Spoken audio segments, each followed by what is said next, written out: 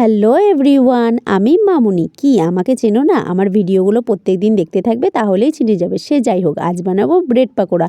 তো প্রথমে ব্রেডের চারিপাশটা কেটে নিয়েছিলাম, তারপরে কুকারে আলু সেদ্ধটা বসিয়ে দিয়েছিলাম। তারপরে দেখো আলু সেদ্ধ ডান। তারপরে আলুটা এখানে আমার হাজব্যান্ড মেখে দিচ্ছে। আর আলু সেদ্ধর মধ্যে জিরে, ধনে, লঙ্কার গুঁড়ো, হলুদ গুঁড়ো, চাট মশলা এইসব ইউজ করেছিলাম। তারপরে ধনেপাতা কুচি আর পেঁয়াজ কুচি দিয়ে আলুটা ভালো করে মেখে দিয়েছিল। তারপরে দেখো একটা পাত্রের মধ্যে আদা রসুন পেস্ট, হলুদ গুঁড়ো, লঙ্কার গুঁড়ো আর কর্নফ্লাওয়ার দিয়ে দিলাম। ঠিক আছে, তারপরে একে একে এখানে দিয়ে দেবো গরম মশলার গুঁড়ো সানরাইজের। ঠিক আছে, তারপরে দিয়ে দিলাম নুন, তারপর দিয়ে দিলাম বেসন।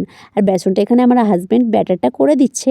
ব্যাটারটা এইভাবেই কিন্তু তোমাদের করতে হবে। ঠিক আছে, তারপর দেখো ব্যাটার কিন্তু এখানে রেডি হয়ে গিয়েছে। তারপরে এখানে আগে থেকে আলু মাখাটা যেটা করা ছিল সেটার মধ্যে ব্রেডের মধ্যে দিয়ে দিচ্ছি, ভালো করে এইভাবে লাগিয়ে নিতে হবে।